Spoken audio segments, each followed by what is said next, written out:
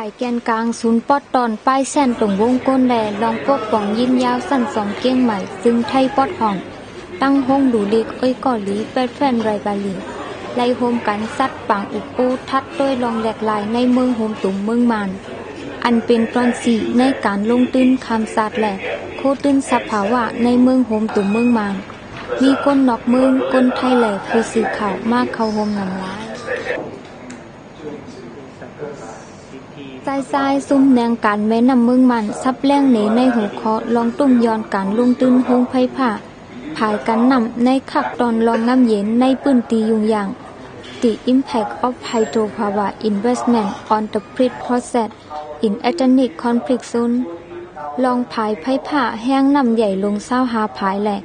บางตีตึกหางแฮนไว้แทงลองเฮ็ดสร้างผายซื้อในเป็นตั้งเลนเกมการเมืองอันหนึ่งซึกมันใส่ตื้อจากกว่าซื้อในเพราะข้ามเมื่อเดียว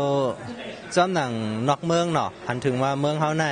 ได้แหลกลายเป็นเมืองดิโมคราซีนะครับได้ถูกดีไล่เมื่อลงตื่นกล้าขายไหนเนาะก้อยกะพอเฮามาด้วยไหนมึงเอาไล่เมืองเฮาในไหนห่างพังมันดีขึ้นอ่ะก้อยพอเฮาด้วยเมืองใต้ฮะว่าเมืองใต้ปอของเมืองใต้ปัจจานก็ตึกหาเป็นป้ายตึกอยู่นะอันไหนมันเป็นรองไม้ใส่เสเปิ้นไหนเนาะสังเกตว่าเมืองเฮาในมันไปเป็นปังตึกแค่ยาวก็ตีหลายอันยามเป็นปังป้ายตึกนั่นในซึกมันก็มีแห่เนาะอันใดที่ได้เป็นอันแต่ก้นเมืองนั้นเหมือนอย่างหมากเขาจะนั่นมียาวในสร้างรังไปทางนั้นในสังซื้อว่าลองกัดเย็นเอาตั้งแต่ปี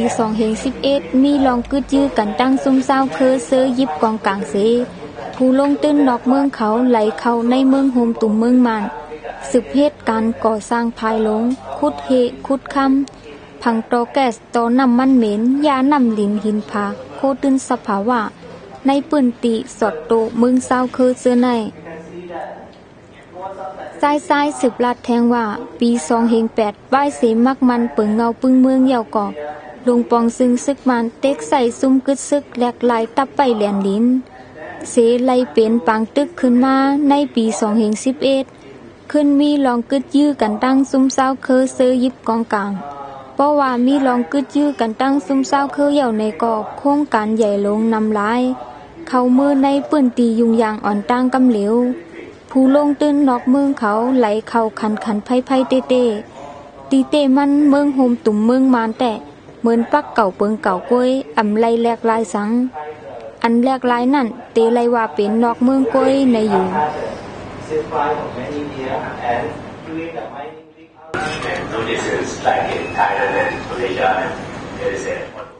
ภายข่าวทีวีปีโตสอนลาดก่อมาลาดเนลองข่าวในเมืองมาน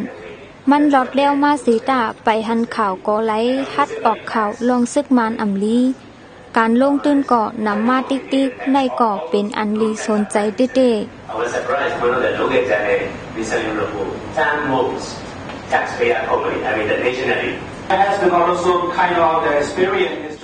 วุ่นอ่องซุ้มตรงหนึ่งสวยแกดซับแรงเนลองการพังโตแกดว่ามีลองตุ้มเตอซิมตีหลินให้หน้าก้นเมืองห้ามกันอันไรนำยัดนำต้อนซ้ำเป็นเจ้านาตีในปืนตีเขากล้วย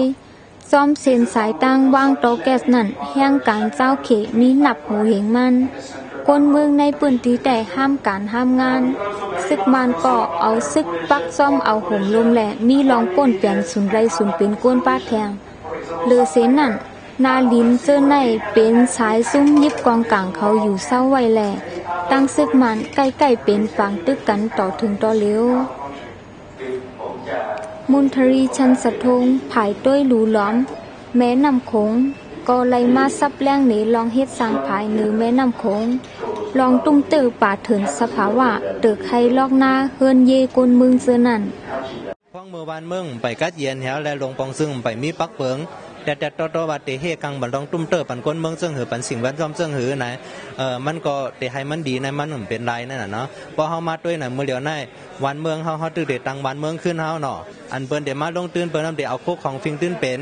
ของเมืองเฮาในเอาน้ำยันน้ำตอนมือขึ้นอันนั้นทำแต่ว่าพรดีของเฮานี่พ้องเมื่อเฮาตึกหาเมทางเมืองเฮาอันเฮาหลวยเปิ้นเฮาหลวคงเห็นแต่เดี๋ยวปันตั้งฮู้หลวนเฮาเปิ้นใจหายาวก็เฮาหลไป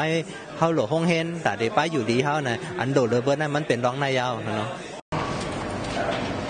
ก็เตมาด้วยในหูกวนเมืองโฮมตุ่มเมืองมานตั้งหมด60ล้านไปแตนแนตตึกเตทัดแทงในปี2014เจอไหลไฟฟ้าเต็มโทนมีโหปัก13ก้อยไฟฟ้าอันเตไหลมาตีแห้งนำภายเสื้อนั่นก็แค่เตเอาโหปัก48ไทยโหปัก38อินเดียโหปัก3เมืองโฮมตุ่มเมืองมานแต่เตเอาโหปัก1ก้อยเสเสื้ออันตึกเลอนั่นไปหู้ไลว่าเตเอากว่าใส่ตื้อดีไหลในแม่น้ำสารวินซึ่งอยู่ในพม่าแล้วก็ห่างจากชายแดนไทย